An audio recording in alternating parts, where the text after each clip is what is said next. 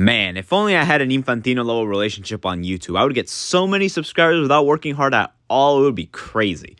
Welcome back to Know How, everyone. It is officially time for the World Cup Quarterfinals. The round of 16 saw us with many surprises and many entertaining games in this tournament. Overall, this World Cup has been really exciting. But now it is time to cover 4 games because after today, after these quarterfinals, only 4 teams will remain in this entire tournament to compete in the World Cup semifinals. Overall, I am 17-7 so far in predicting the round of 16 and in the round of 32. So now let's do the exact same thing and predict all 4 games of the quarterfinals because overall, we got some really heavyweight matchups. So let's just get started.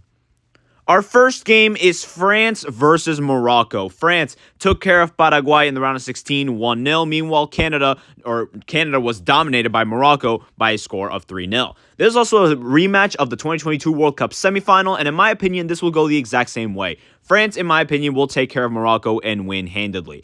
Overall, I think France's attack is just really dominant. We already know how potent it is. And overall, I just don't think that Morocco is going to sit back that much compared to what Paraguay did, which means, in my opinion, even though Morocco has a better defense than Paraguay, I think that France will have a lot more space.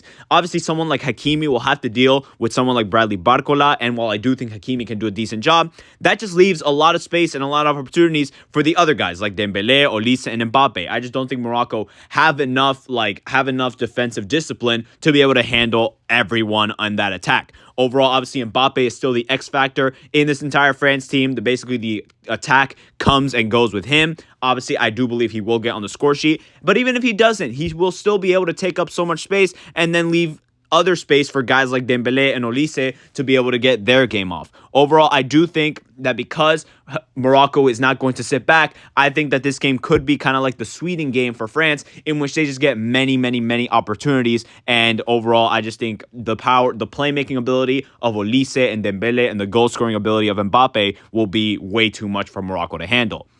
On the other side, I believe Morocco's attack will be able to maybe get on the score sheet at least once against France, but I don't think that their chance creation is as concrete as France. Overall, I think Brahim didn't really have the greatest game, and overall, I don't think Morocco had the most impressive performance against Canada. Mind you, this is still a team that has to deal with someone like Tchouaméni, who has been an absolute rock, assuming he's healthy. And then, if you get past him, you have to get past Upamecano and Saliba, who have been one of the better center-back duos in the entire tournament.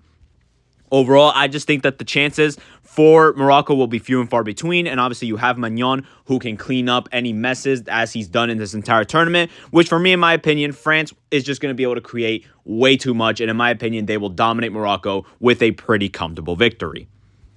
Up next is Spain versus Belgium. Spain was able to come through at the last minute to upset, or I guess just beat Portugal. Meanwhile, the Belgians shocked the USA with a 4-1 victory.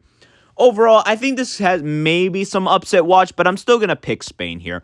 Overall, Belgium was able to win because they were able to take advantage of a very weak and honestly very undisciplined United States defense. Overall, Spain has probably been the most disciplined defense in the entire tournament. They haven't conceded a single goal. I think the fullbacks are pretty solid in Cucurella and Pedro Porro. But overall, the center backs has obviously been great. I think Laporte and Cubarsí have overall been pretty rock solid. So I don't think that Belgium is going to get those amazing opportunities that they had against the USA. Maybe they're able to create some, but in overall, I just don't think they'll be able to get past Unai Simon or like the back line all that much because they're just not going to be able, they're not going to let these guys at the far post be absolutely wide open, and they're not going to make some silly mistakes like what the USA did. But looking at the Spain attack, which is obviously very key because that attack struggled a lot against Portugal, I think we know why. I think we know how Spain already likes to operate. We know that their midfield likes to control the ball a lot. They will retain a lot of the possession, which will obviously make the game very boring. But of course, because Spain is going to have so much possession, I just think that they'll be able to create way more chances. Overall, Belgium, I don't think will have many opportunities to create a lot because instead of having like 50% of the possession like they did against the USA, they'll probably have maybe 20 at most. And as overrated as these midfielders are, overall, I do believe that they still will be able to create at least something against this Belgian backline that isn't the greatest, or at least is weaker than the Portugal defense. Overall, I do think one key aspect, though, of this midfield is to take Pedri off as quickly as possible, because apart from all the useless backwards passes that he has, you can sub him on for an actual key player like Mikel Merino, and then we're actually able to win the game. But obviously, the biggest key thing about Spain's attack is Lamine Yamal. Overall, in the game against Portugal, I don't think he was very effective whatsoever. I think Nuno Mendes continued to sun him up until he got hurt. And then even against Semedo, I don't think he was particularly impressive.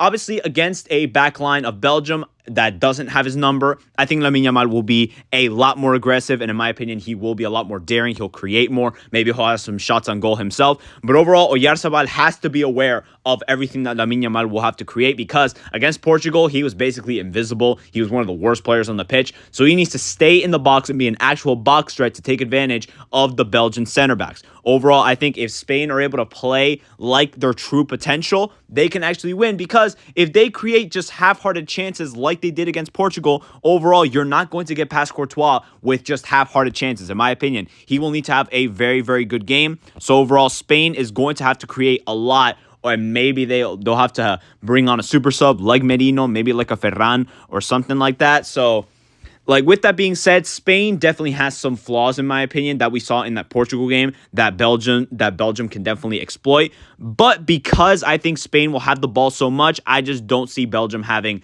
enough chances to be able to take advantage of this Spain back line. And even though it might be boring and it might be 1-0, I still believe that Spain will take the spot in the semifinal. We move to the third game. We got Norway versus England. Norway pulled out an emphatic win over the Brazilians. Meanwhile, England was able to come through against Mexico at the Azteca. This might be my upset pick, although I don't know if it's really an upset. I'm going to take Norway in this one. Look, I think that one of the biggest aspects of this game is the fact that England is extremely fatigued off of that insane grudge match against Mexico. Meanwhile, Norway, I believe, is a little more rested after playing Brazil, which I believe will go a long way, because the games are only like a week apart. Obviously, the two big strikers are the biggest X factors. Starting with England, obviously, I don't believe that Norway really has an answer with Harry Kane, even though I don't think England has an answer for Erling Haaland. But overall, for the England side, I do believe Kane is where Bellingham also comes in. Because Kane takes so much attention, I believe that Bellingham's presence in the box, him making those runs as a midfielder overall, will give either Harry Kane more opportunities because he'll have more space because they have to guard Bellingham, or it will give Bellingham opportunities to run and get a free header like he did against Mexico.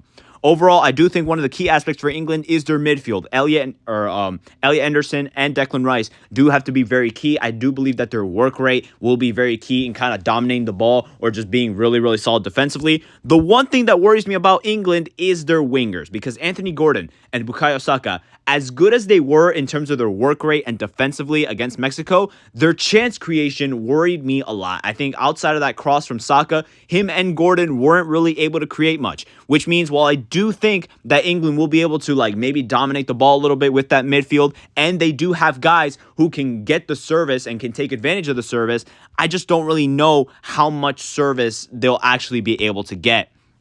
They'll be able to get in the game, because those wingers do give me a little bit of doubts. Maybe someone like Rashford can come in off the bench and provide that spark in the attack on the wing, but I'm just really worried about Gordon and Saka.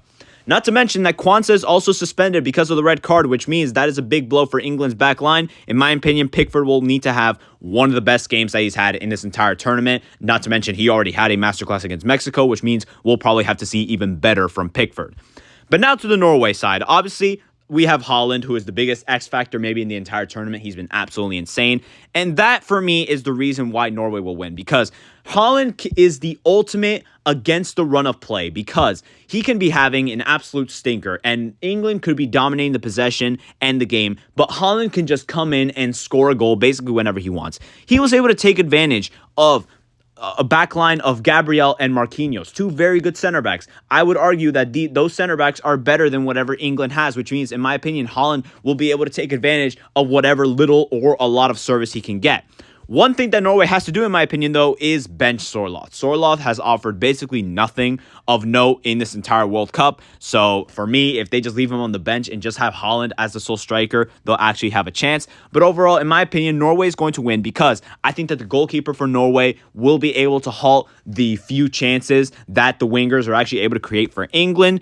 And Haaland can just overall be that moments person, because that's what the World Cup is about. It's about moments, and I think Haaland will be able to take advantage of those tiny little mistakes that England makes and punish them dearly. Overall, this game is going to be determined by whoever is going off script the most. It's basically who's going to be able to take advantage of these against the run of play type of plays, because that's basically how England was able to prevail against Mexico. That's kind of how Norway was able to prevail against Brazil. So overall, I think the fatigue will get to England, and Norway will be able to take the upset and make it all the way to the World Cup semifinal. And the last game we have here is Argentina versus Switzerland. FIFA was able to get past Egypt thanks to an emphatic 2-0 comeback victory. Meanwhile, Switzerland prevailed on penalties against Colombia in what I would call an upset victory. If you guys think FIFA is going to allow Switzerland to beat Argentina, you guys are deeply mistaken. Argentina is going to win this game, and I am pretty confident about that. Overall, jokes aside, I think that's something that Switzerland can maybe exploit is the counterattack game, which Egypt was able to do to give Argentina a lot of problems. If they're able to get them out in transition and use some sort of pace, I think they can give Argentina problems. Overall, I think Kobel needs to have one of his masterclass games. He was amazing against Colombia. He'll have to be even greater. He'll have to be like the Egypt goalkeeper or like the Cabo Verde goalkeeper. And overall, Switzerland will have to play one of their most disciplined games of their entire life. We saw how Egypt let their guard down for around 10 minutes, and that doomed them. Switzerland cannot keep their guard down for 90 or maybe even 120 minutes. But even despite that, I do believe that Argentina is still going to win because they just have all the experience. It's something that I've been saying literally for maybe the last year, that Argentina just has more experience than any other team in this tournament. Someone like Messi is probably going to get on the scoreboard. And Argentina, they just know how to stay calm even when in dire situations. Switzerland can go up 3-0 at halftime, and I still believe that Argentina will have a chance because Lionel Scaloni has his troops ready. All of these guys play insanely disciplined football, and they know how to work in any situation. Something that I think Scaloni has to do is bench Alvarez, in my opinion, because he has not been good in this tournament. I think someone like Lautaro gives a lot more. But overall, I just think Argentina have more of an edge. Obviously, Switzerland didn't look that great against Colombia, and while Argentina hasn't looked great whatsoever, I still think their experience, they can basically play down to any opponent, play up or down to any opponent, and they'll still be able to come through because in the 80th minute and on, they just have a lot more disciplined. They're not, the moment doesn't get too big for them, and overall, they just know how to come through in these clutch moments, just like they did in 2022. Mind you, this isn't even mentioning the fact that they haven't even gotten to a penalty shootout in which obviously Emi Martinez is going to save two, which means like if it gets to a penalty shootout, then Argentina is obviously going to win.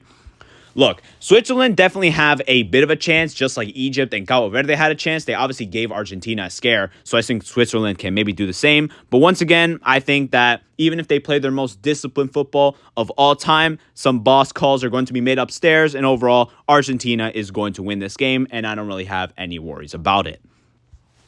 And those are the quarterfinal matchups overall. Once again, only 4 teams of the 48 that we started with will remain after Saturday. It should be very, very exciting. So I wish all these teams, except Argentina, a good luck, and may we have an excellent quarterfinals.